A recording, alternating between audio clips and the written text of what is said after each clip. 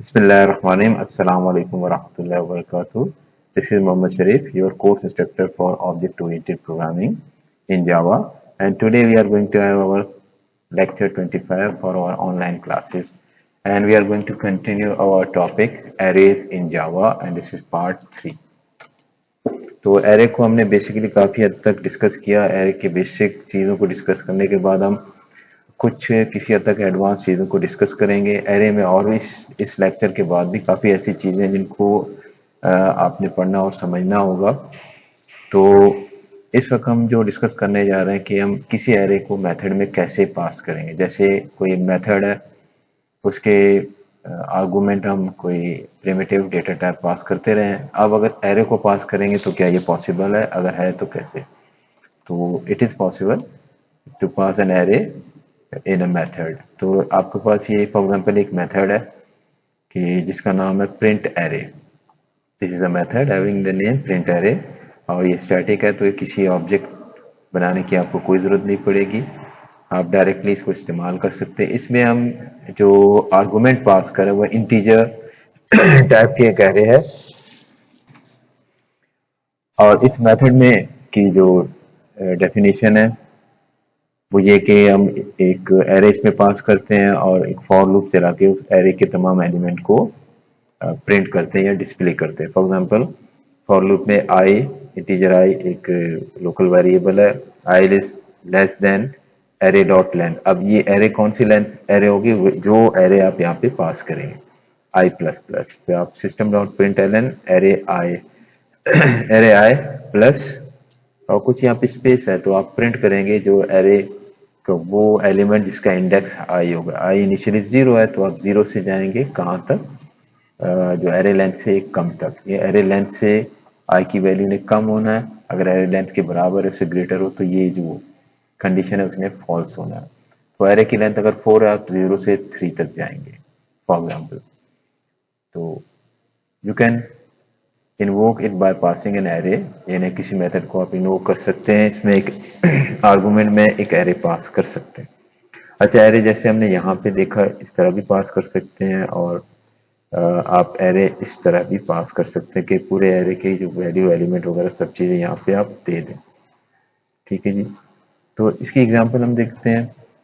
Example में आप देखिएगा कि पब्लिक क्लास एग्जांपल है। इसमें मेन मेथड में हमने एक एरे को डिक्लेयर किया, इनिशियलाइज किया। एक एरे ए है और इसकी एलिमेंट का जो टाइप है वो इंटीजर है और उनकी वैल्यूज हैं 1 2 3।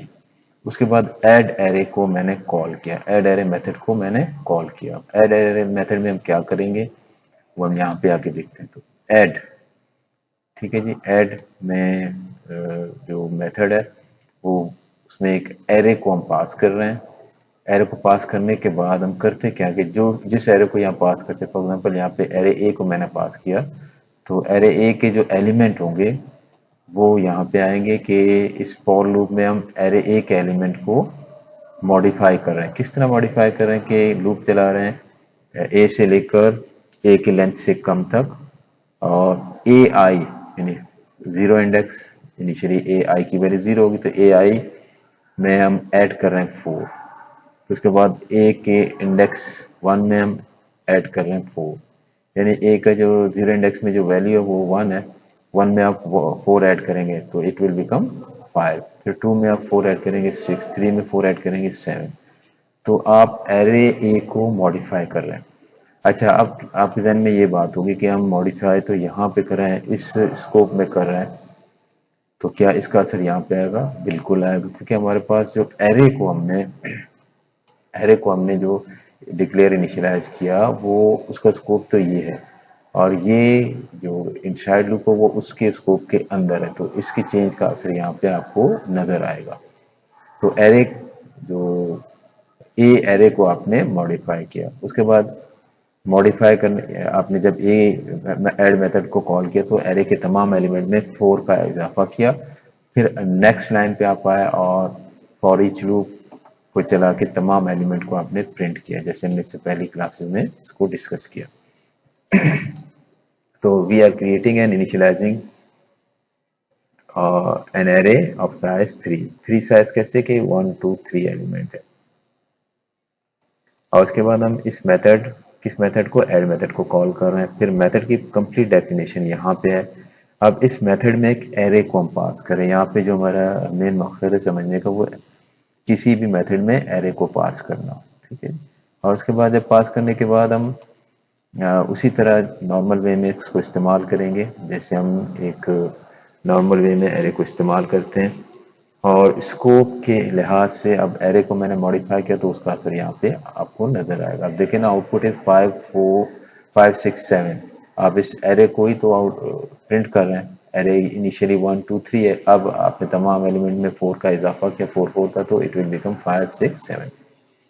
एक और एग्जांपल देखते हैं कि हम एरे पास कर रहे हैं किसी मेथड में, लेकिन क्या सिर्फ एरे, क्या सिंगल आर्गुमेंट या सिंगल पैरामीटर, तो एक से ज्यादा पैरामीटर हो सकते हैं। तो we are going to use an array as an argument. हम एक एरे पास कर रहे हैं इस मेथड में। देखिए इस मेथड का नाम है, यहाँ पे देखेंगे आप, सर्च एलिमेंट इस मेथड का नाम है। इसकी दो आर्गुमेंट है, इंटीजर टाइप का एक एरे है और इंटीजर एक सिंपल वेरिएबल है प्रिमिटिव। दोनों को हम यहाँ पे इस्तेमाल कर रहे हैं एज एन आर्गुमेंट। तो पासिंग एरे टू मेथड, और एरे के अलावा भी अगर कोई आर्गुमेंट आप पास करें तो आप ये कर सकते हैं। तो इस मेथड का काम ये कि किसी एरे में से किसी एलिमेंट की पोजीशन को फाइंड करना। अब ये सर्च एलिमेंट तो इसका नाम है, इंटीजर इसका रिटर्न टाइप है।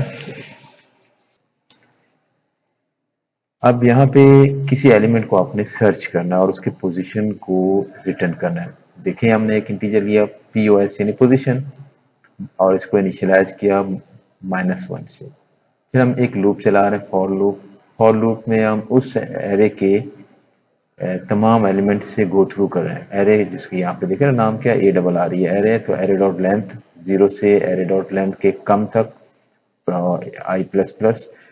तो पहले आपका एलिमेंट 0 इंडेक्स का होगा, फिर 1 इंडेक्स का, 2 3 4 5, और एरे की लेंथ से एक कम तक इस लूप ने चलना है अगर इसने पूरे अगर ये मुकम्मल चले। लेकिन अंदर एक इफ स्टेटमेंट है। आप जैसे एक एलिमेंट लेते हैं उसको फिर कंपेयर करते हैं वैल्यू से, VAR। अब ये वैल्यू क्या है, वो भी एक आर्गुमेंट है आपके पास, उसी मेथड का दूसरा आर्गुमेंट है। आप एरे के फर्स्ट एलिमेंट को उसके साथ कंपेयर करते हैं। अगर ये ट्रू है तो आप इफ लूप के अंदर जाके जो पोजीशन है उसकी वैल्यू को करते हैं i के बराबर, इस इंडेक्स i के बराबर, और ब्रेक करते हैं, लूप से बाहर चले जाते हैं। फॉर लूप से आप बाहर चले जाते हैं और उसके बाद आप रिटर्न करते हैं POS यानी पोजीशन। फॉर एग्जांपल 0 इंडेक्स पे आपको वही चीज मिल जाए जो वैल्यू है, तो आप रिटर्न करते हैं 0। अगर इंडेक्स 2 पे मिल जाए तो आप रिटर्न करेंगे 2। अगर कहीं भी आपको ना मिले, कहीं भी ना मिले, तो आप रिटर्न पॉज तो नहीं करेंगे, सॉरी पॉज तो करेंगे, लेकिन पॉज की वैल्यू वही होगी जो -1 है, क्योंकि इसको तो आपने मॉडिफाई नहीं किया। मॉडिफाई करने के लिए इफ की स्टेटमेंट, इस स्टेटमेंट की कंडीशन को ट्रू होना जरूरी है। अगर ये ट्रू तमाम एलिमेंट में ट्रू ही ना हो, जो एलिमेंट आप ढूंढ रहे हो वो मौजूद ही ना हो, तो पोजीशन की वैल्यू वही होगी जो इनिशियली आपने यहाँ पे डिफाइन की है। और पोजीशन आपकी वैल्यू जब आप रिटर्न करेंगे तो -1 रिटर्न करेंगे। तो इससे आपको ये पता चलेगा कि जिस एलिमेंट को आप एरे में ढूंढ रहे थे वो एलिमेंट उस एरे में मौजूद नहीं है। ठीक है, another example of passing array through method. आपके पास एक एरे है, इसको आपने इनिशियलाइज किया 56 43 12 9 39। अब उस मेथड को जो हमने यहाँ पे इसको समझा, इसको हम इस्तेमाल कर रहे हैं। इस मेथड को हमने कॉल किया integer pos is equal to. देखिए ये जो मेथड है इसने एक वैल्यू को रिटर्न करना, तो यहाँ पे इंटीजर पॉज इक्वल टू। अब इस मेथड को जब आप कॉल करेंगे तो जिस चीज ने रिटर्न होना वो उसकी वैल्यू पोजीशन के बराबर होगी। अब हमने इससे पहले डिस्कस किया, अगर आपको किसी एलिमेंट को ढूंढ रहे हैं वो ना मिले, तो फिर पॉज या पोजीशन की वैल्यू वही होगी जो -1 होगी। अगर पॉज की वैल्यू -1 ना हो तो फिर आप यहाँ आएंगे क्या, एलिमेंट इज फाउंड। अगर पॉज की वैल्यू -1 हो तो आप एल्स पे आ जाएंगे, तो आप प्रिंट करेंगे एलिमेंट नॉट फाउंड। ठीक है जी। अब यहाँ पे हमने क्या किया कि जब पॉज सर्च एलिमेंट को हमने कॉल किया, मेथड को सर्च एलिमेंट मेथड को हमने कॉल किया, तो उसके आर्गुमेंट में एरे और एक वैल्यू को हमने पास किया। अब ये वैल्यू वही है जो यहाँ पे VAL की जगह, वैल्यू की जगह, यानी हम यहाँ पे इस एरे 56, 43, 12, 9, 39 में से 9 को ढूंढ रहे हैं कि 9 है या नहीं। अगर 9 है तो आप उसकी पोजीशन को रिटर्न करेंगे, अगर 9 नहीं है तो आप रिटर्न करेंगे एलिमेंट नॉट फाउंड। तो एग्जैक्टली यहाँ पे आपको नजर आया कि 9 इज देयर और इसकी पोजीशन क्या है 0, 1, 2, 3। तो जो आप करेंगे वो रिटर्न वो करेंगे element is found at position 3, element is found at position 3। अच्छा जी, हम क्या एरे रिटर्न कर सकते हैं किसी मेथड से? तो आपको वी कैन रिटर्न एरे, और बिल्कुल आसानी से कर सकते हैं। आप समझाने के लिए हमने एक छोटी सी एग्जांपल लिया है, इस एग्जांपल को हम देखते हैं। एक एरे, आप एक मेथड है जो गेट एम्प्लॉइज, और इसकी रिटर्न टाइप आप देख रहे हैं क्या लिखा हुआ है, इंटीजर। लेकिन यहाँ पे एरे की अलामत, ब्रैकेट की अलामत से पता चलता है it is going to return an array, it is going to return an array. इस मेथड के अंदर हम क्या कर रहे हैं कि एक एरे नाम की एरे को हमने क्रिएट किया, फिर इसकी जो साइज 3 है तो हमने 0, 1, 2 यानी 3 एलिमेंट इसकी इनिशियलाइज किए। फिर हमने रिटर्न एरे किया, इसी एरे को हमने रिटर्न किया, यानी इसके एलिमेंट 3, एलिमेंट 9, 11, 12 को एज ए एरे हमने रिटर्न किया। ठीक है जी। तो जब भी आप get element, get employ method को कॉल करेंगे तो उसमें इस एरे को जो इनसाइड हम बना चुके हैं उसमें इसको रिटर्न करना है। तो हम कहाँ इसको कॉल कर रहे हैं, नीचे आके देखते हैं। हमारे पास मेन मेथड में हम आते हैं, मेन मेथड में एक फॉर लूप है, for loop for each loop है, फॉर ईच लूप है। फॉर ईच लूप में हम ई से जाते हैं और कहाँ तक, ये एरे है, ये एरे है ना, लेकिन यहाँ एरे तो नजर नहीं आ रहा हमने, एरे के बजाय गेट एम्प्लॉय मेथड है। तो गेट एम्प्लॉय मेथड को जब आप कॉल करेंगे उसने एक एरे को रिटर्न करना है जो यहाँ पे आप बना चुके। तो वही चीज जो हम फॉर ईच लूप में करते थे कि एक वेरिएबल और कॉलम फिर एरे लिखते थे।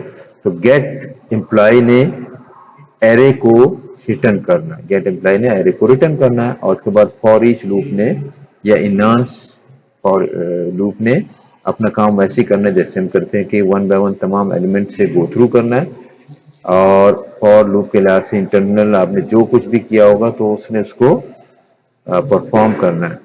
तो ई है first element, second, third, fourth, इस तरह तमाम एलिमेंट को यहाँ पे क्या कर रहे हैं, प्रिंट कर रहे हैं सिंपली। तो what should be the output, output will be 9, 11, 15। ठीक है जी। प्रिंट एलन है तो एक एलिमेंट प्रिंट करने के बाद अगली लाइन पे इसने जाना है।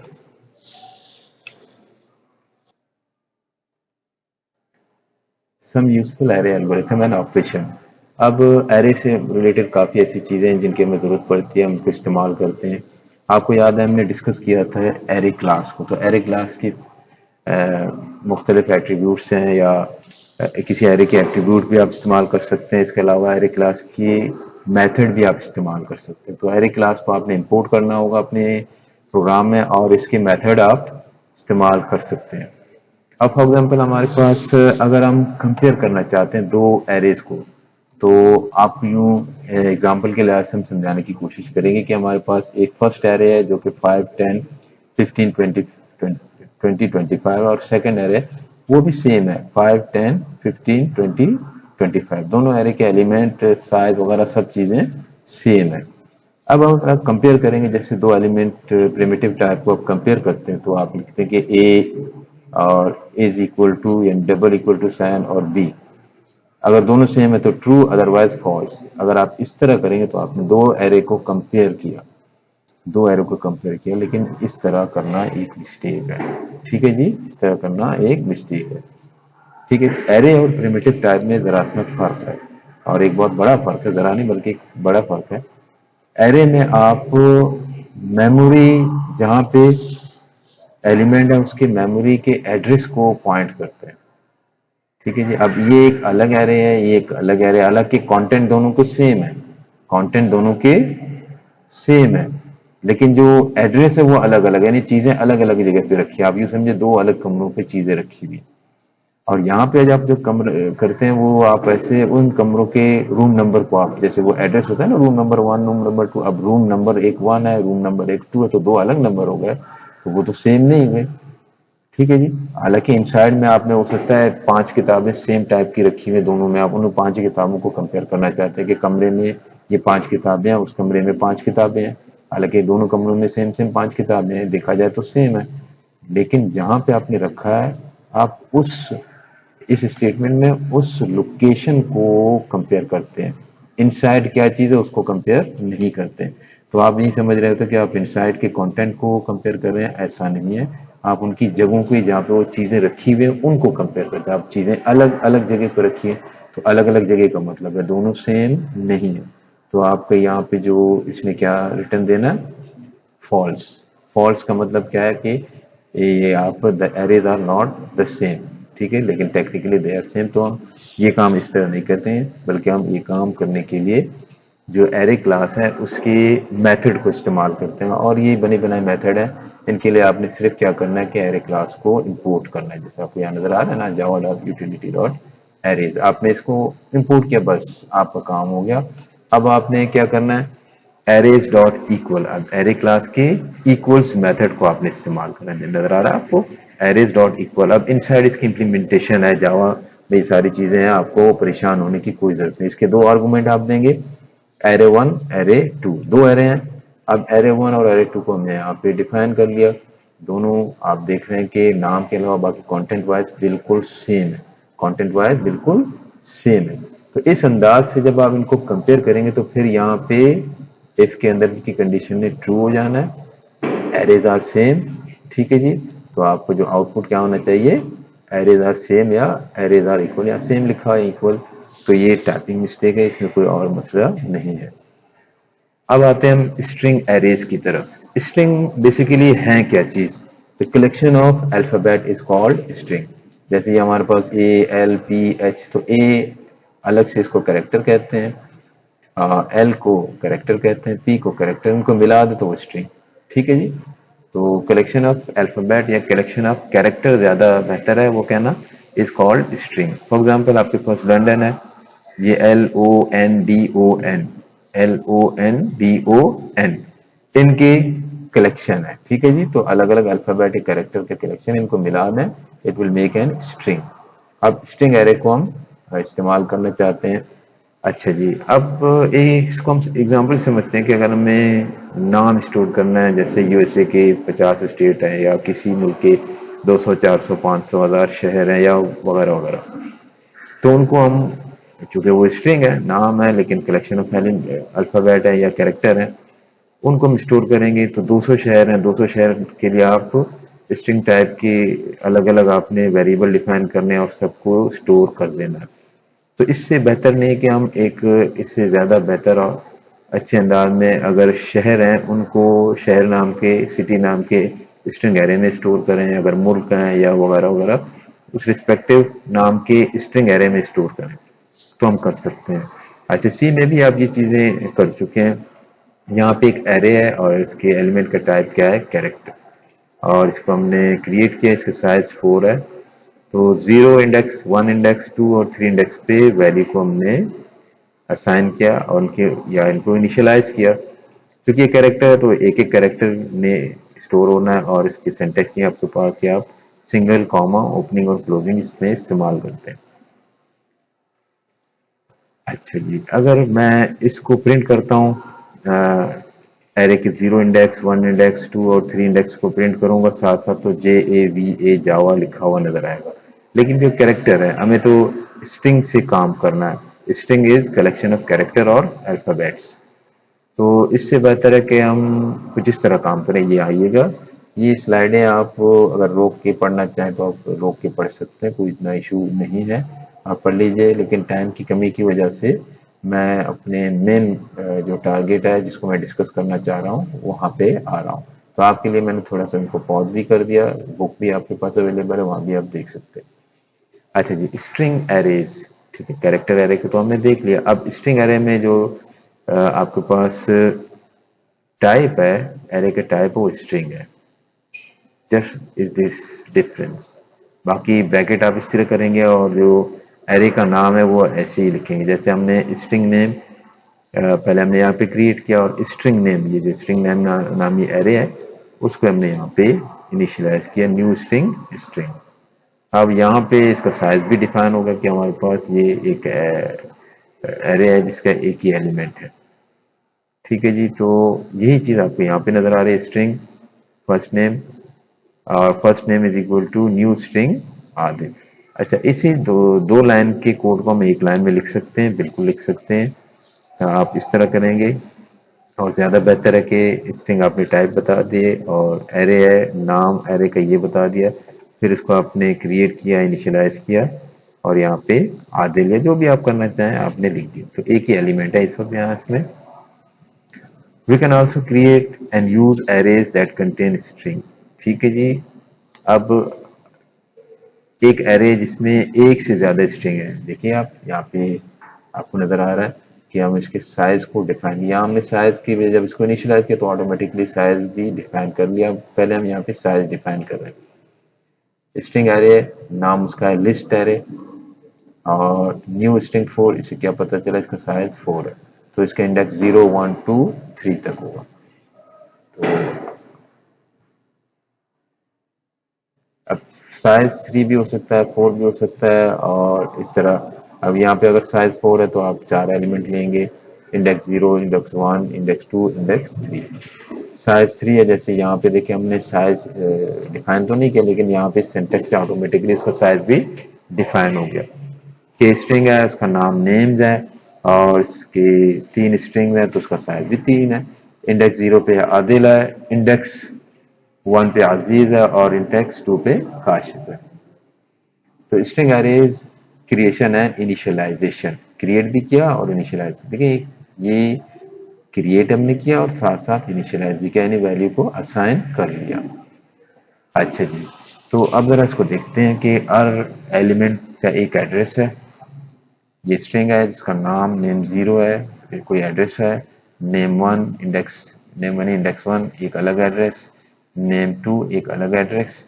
ये एड्रेसेस हैं, और एड्रेसेस में या उन जगहों में वैल्यू क्या स्टोर है वो अलग अलग वैल्यूज हैं, जो आपको नजर आ रहे हैं कि आदिल है, अजीज है और काशिफ है। एग्जाम्पल हम देखते हैं, पहले कैरेक्टर के लिहाज से भी देख सकते हैं, स्ट्रिंग के लिहाज से। स्ट्रिंग में आप एक कैरेक्टर भी स्टोर कर सकते हैं, स्ट्रिंग में मल्टीपल कैरेक्टर भी आप स्टोर कर सकते हैं। अच्छा जी, स्ट्रिंग टाइप का आपने कह रहे न्यू, आपने यहाँ पे इसको क्रिएट किया और यहाँ पे तमाम वैल्यूज को आपने स्टोर किया या इनिशियलाइज के एरो को। तो string array is completed. String 0 ए है, स्ट्रिंग 1 बी है, और स्ट्रिंग 2 आई है, स्ट्रिंग 3 एल है। तो साइज 4 है ना, तो 4 एलिमेंट हमने ले लिए। अगर 5वां एलिमेंट लेंगे तो वो वैलिड नहीं होगा। अब फॉर ईच लूप हमने चलाया। अब चूंकि ये स्ट्रिंग है तो यहाँ पे स्ट्रिंग टाइप का वेरिएबल आपने लेना पड़ेगा, ये ध्यान में रखिएगा। अगर ये स्ट्रिंग है तो ये भी स्ट्रिंग है, ये इंटीजर है तो ये भी इंटीजर है, जैसे हमने इससे पहले किया था। और ये हमने वहाँ टेम्परेरी वेरिएबल लिया, और ये इस एरे का नाम है जिसको आप यहाँ पे प्रिंट करना चाहते हैं। तो हमने इसे प्रिंट किया, यहाँ सिर्फ प्रिंट है, प्रिंट एल आपको नजर नहीं आ रहा, सिर्फ प्रिंट है। तो आप एक एलिमेंट प्रिंट करेंगे, फिर सेकंड उसके साथ प्रिंट करेंगे, फिर थर्ड, फिर फोर्थ। अब चूंकि यहाँ पे 4 ही है तो 4 ही एलिमेंट आप साथ साथ प्रिंट करेंगे, लाइक दिस। अच्छा, अब इतने लंबे चौड़े काम की बजाय हम क्या करते हैं, इस तमाम स्ट्रिंग को एक ही स्ट्रिंग एलिमेंट में हमने सेव कर दिया। तो इस तरह भी कर सकते हैं।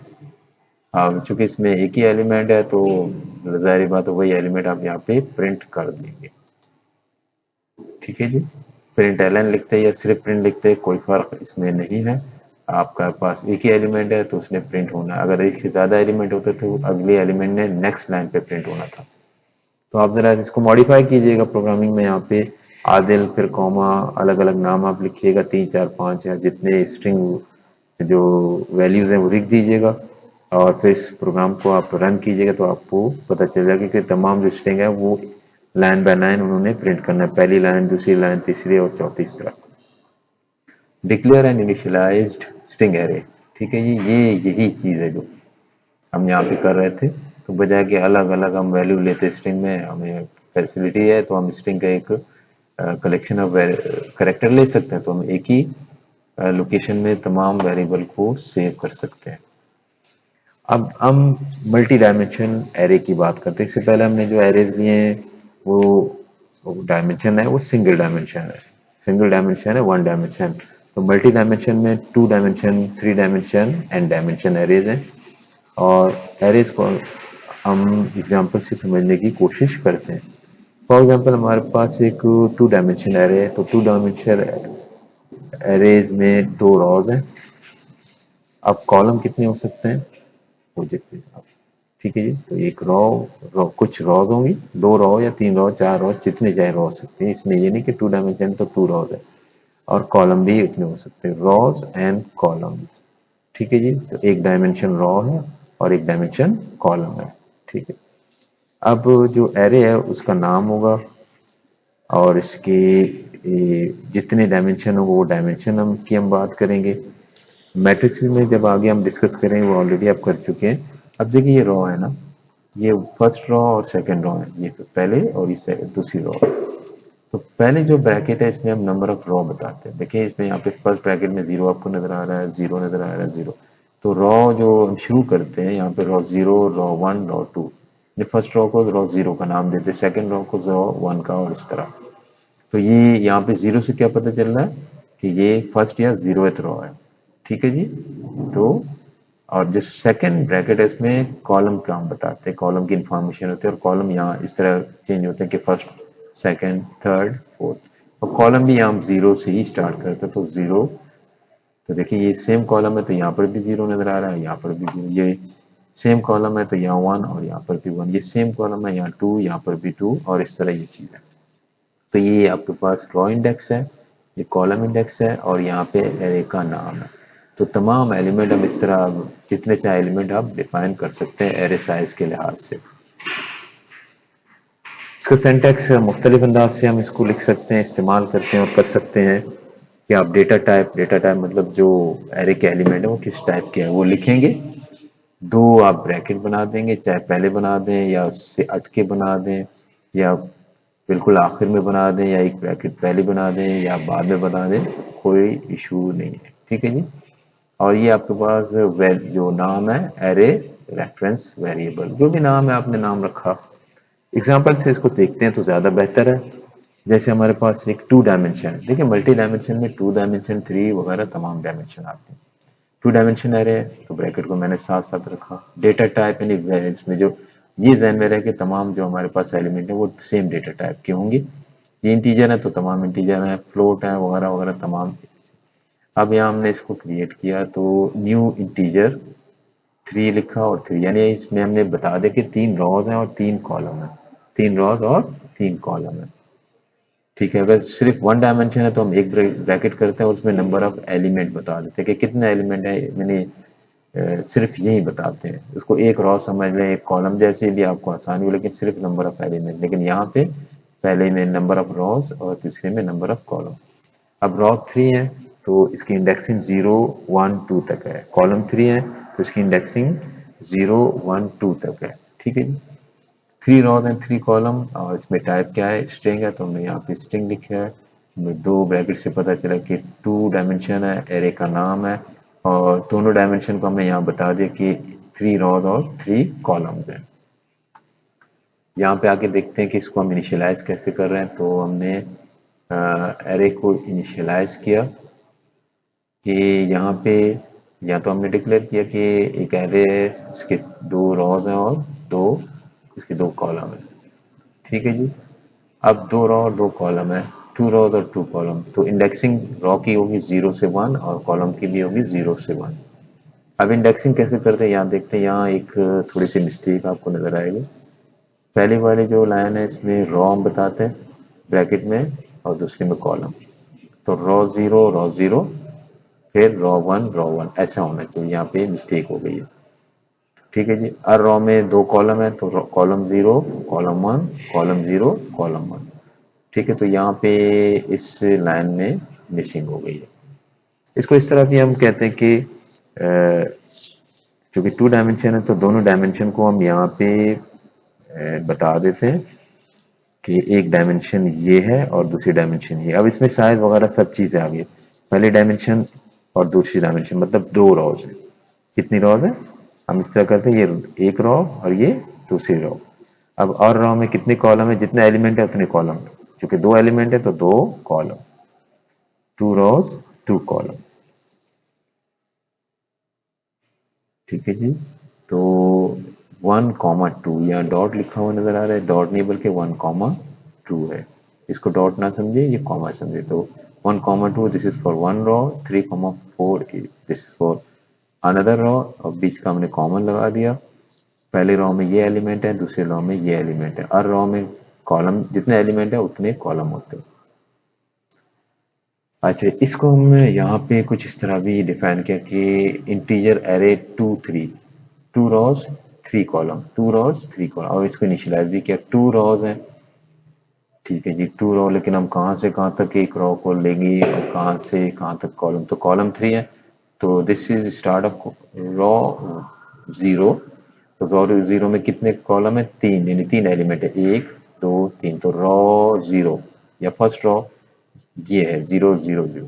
उसके बाद ये 1 1 1 सेकेंड रॉ। तो इससे हमें पता चलेगा कि रॉ हम शुरू तो यहाँ से कर रहे हैं, लेकिन कहाँ तक जाएंगे नंबर ऑफ कॉलम से पता चलेगा। लेकिन ज़्यादा बेहतर और आसान या देखने में समझने में ये है कि हर रॉ को हम ब्रैकेट में अलग अलग लिख दें और बीच में कॉमा लगाते रहें। या अगर और ज़्यादा अच्छे अंदाज पे आप देखना चाहते हो तो आप बिल्कुल उसी तरह रखें जैसे रॉ और फर्स्ट या जीरो रॉ और सेकेंड रॉ, इस तरह आप लिखें। तो इससे देखने और समझने में आसानी भी होती है। तो जिस तरह की प्रैक्टिस आपको आसान लगे आप करें। अब यहाँ पे एक एग्जांपल है, हमारे पास एक एरे है। इसके डेटा टाइप यानी इसमें जो वैल्यूज हम स्टोर कर रहे हैं वो इंटीजर है, 2 डायमेंशन एरे है। और यहाँ से इसके 2 और 3 से हमें पता चला कि नंबर ऑफ रॉ 2 है और नंबर ऑफ कॉलम 3 है।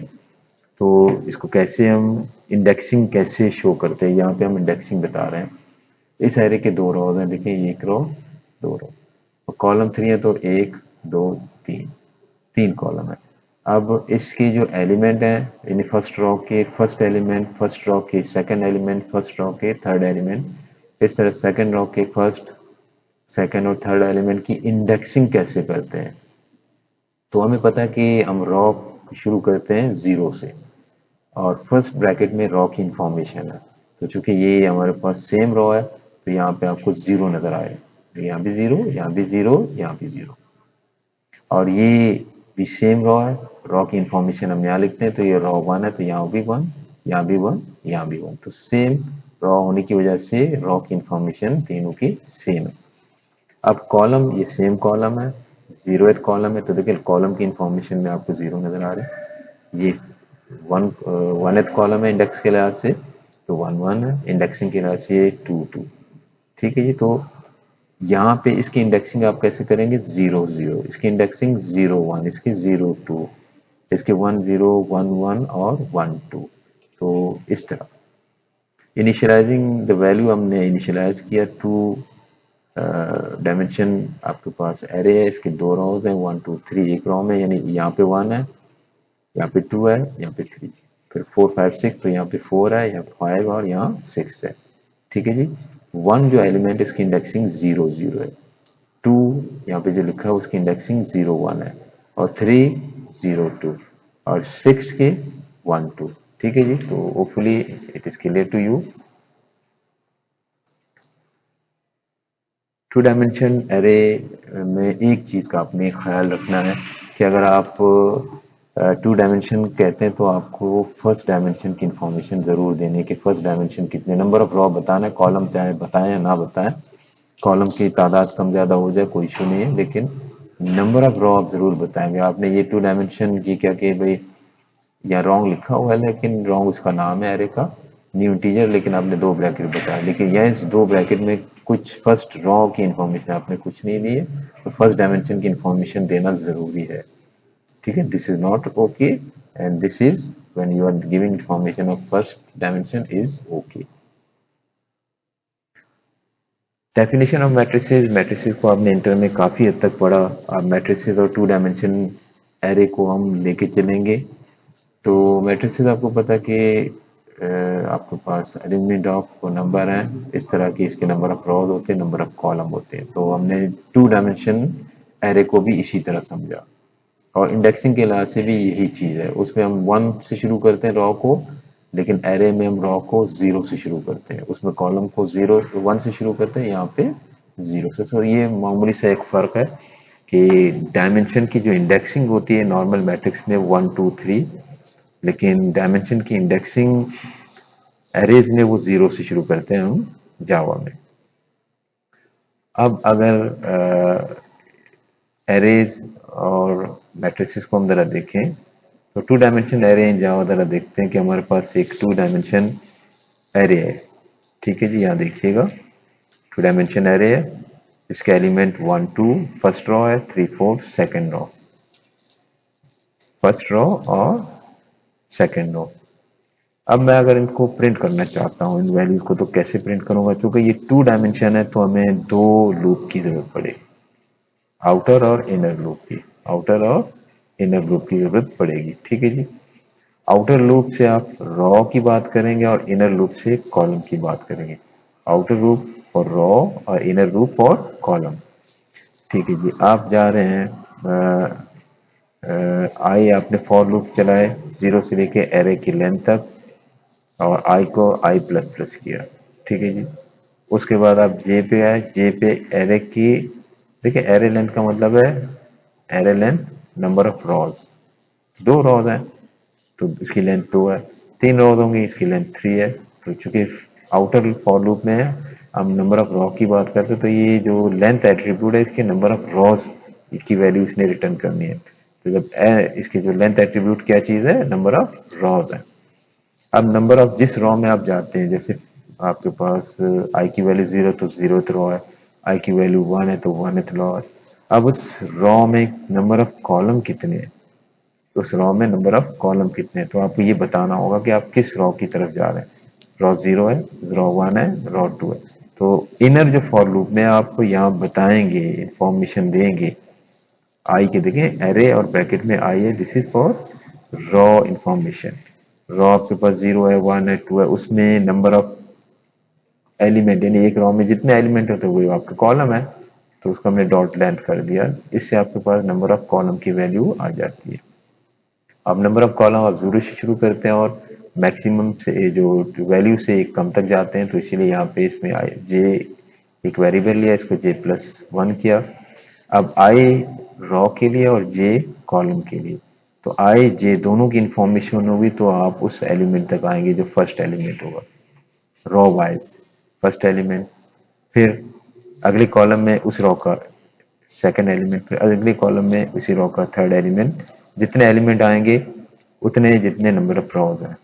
उसके बाद इस लूप ने टर्मिनेट होना, इन इनर लूप के टर्मिनेट होने के बाद आउटर लूप में एक वैल्यू आप बढ़ा देते हैं, फिर दोबारा इनर लूप को चलाते हैं, तो अगली रॉ के लिए इसको चलाते हैं, फिर उसके बाद उससे अगली रॉ के लिए, और उसके बाद उससे अगली रॉ के लिए।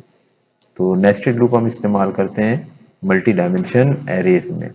2 डायमेंशन में 2 नेस्टेड लूप, और 3 डायमेंशन या जितने डायमेंशन हो उतने नंबर ऑफ एरेज की आपको जरूरत पड़ेगी। Declare and initialise 2 by 2 array, 2 rows 2 column.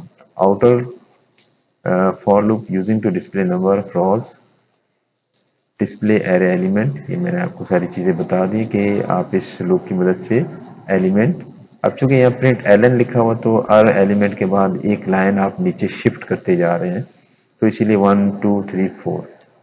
ठीक है, इसको अपने अंदाज से आप जैसे चाहें प्रिंट करना है, डिस्प्ले करना आप कर सकते हैं।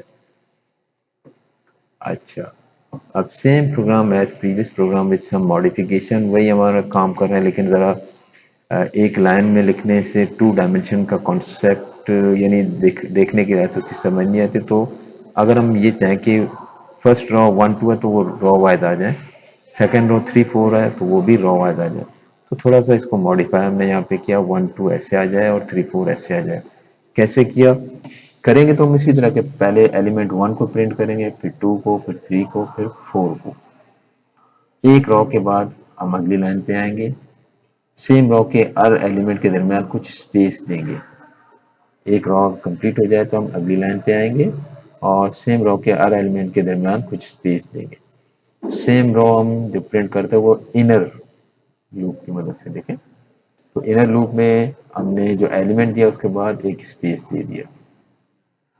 ठीक है जी, जब वो कंप्लीट हो गया उसके बाद अगली लाइन पे जाने से पहले, यानी फॉर लूप के नेक्स्ट जो आउटर लूप में जाने से पहले हमने एक लाइन सिंपल प्रिंट एलन की वजह से एक लाइन नीचे चली गई। उसके बाद हम ये प्रोसेस चलते चले जाएंगे, जितने रॉ होंगे हर दफ़ा यही होगा कि रॉ के एलिमेंट साथ साथ के बजाय कुछ फासले से आप लिखेंगे और एक रॉ कंप्लीट होने के बाद अगली लाइन पे आप आ जाएंगे। तो टू डायमेंशन एरे में अगर आप इस तरह करें ये बहुत बेहतर है, बजाय कि आप एक एक एलिमेंट को लेते जाएं। जैसे देखिए 0 0 0 1 1 0 1 1, ये है ना एलिमेंट की इंडेक्सिंग के लिहाज से ये 0 रॉ है, इसके 2 एलिमेंट है।